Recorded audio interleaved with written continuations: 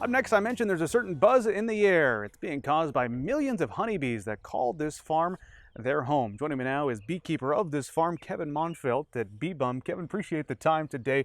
Interested to hear how you got started with honeybees. Well, it started as a hobby about 10 years ago, Bryce. I was in construction at that time, and one of my friends suggested that I needed a hobby. And so I bought a box of bees. My wife was shocked. She had no idea that I was getting them. And then they showed up, and it just has snowballed from there. We operate about 300 colonies right now. Our short-term goal is to be around 400 the next year or so. It's a lot of honeybees. Try to put it in perspective. How many bees are in each one of these colonies? This time of year, there's probably somewhere around 45 or 50,000 bees in there. So We add all that up, comes to that million number I mentioned. yeah, a lot of bees, a lot of bees. How do you go from hobby to commercial beekeeper? I don't know. It just kind of happened. We've been very blessed. Everything, we couldn't have planned this to turn out the way that it has. I mean, there's been so many people that have helped us on our journey, and the farm that we're actually on was my wife's grandparents' place. My father-in-law grew up here, so a lot of family history for us, so it's great for us to be here. We love it. But as far as we started that first year with one hive. A few years later, we were up to around 12 or 13.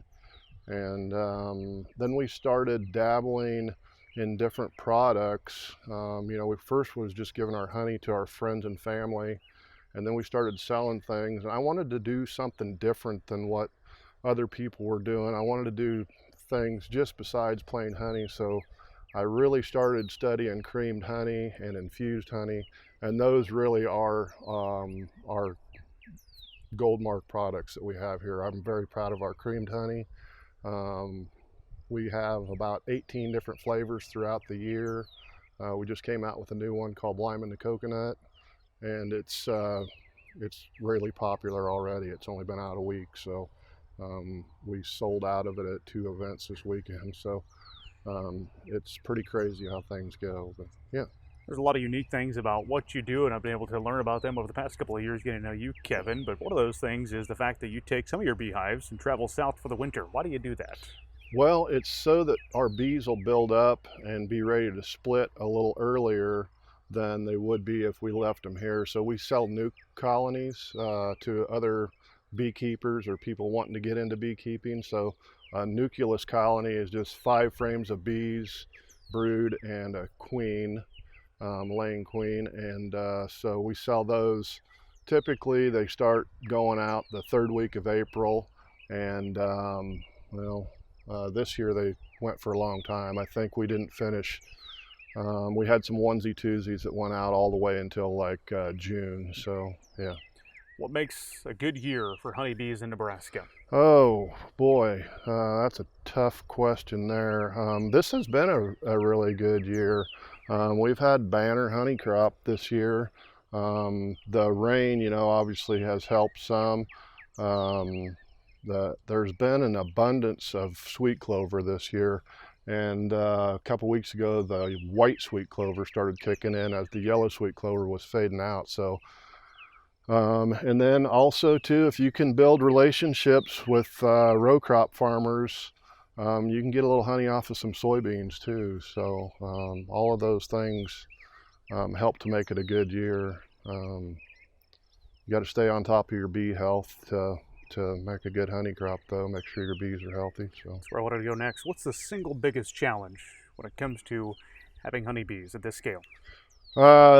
Keeping ahead of the mites, it really is. Where we go south for the winter, our bees start making mites much sooner than our bees that stay in Nebraska. So the bees that went south to Florida this year, we were doing splits on those already in late February. So they were brooding up the end of January down there already. And so they just, mites, one mite goes in a cell, 3 to 5 come out. So you got to stay ahead of those mites and treat. So those bees have been treated a lot more than our bees that stayed in Nebraska. But those mites are a vector for a lot of other diseases and stuff. And I could talk all day honestly about where that could go, but killing mites is really the beekeeper's #1 duty. You got to stay on top of that and keep those mites dead. So. In the stores, when people see honey, obviously the byproduct of honeybees, it's pretty much at most you'll see a pound of honey being sold at a time, but give people an idea of the scale of what it's like to have 300 colonies. How many pounds of honey are you expecting to harvest this year? We're hoping to be somewhere around 6,500 pounds.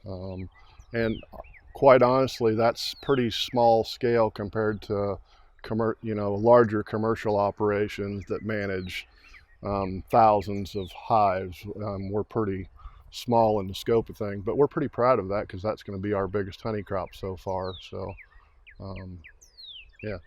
I appreciate the insights. What else is fascinating you want to share with us here today on Market Journal? We're not just a beekeeping operation here. We also raise sweet corn and pumpkins that we have for sale here.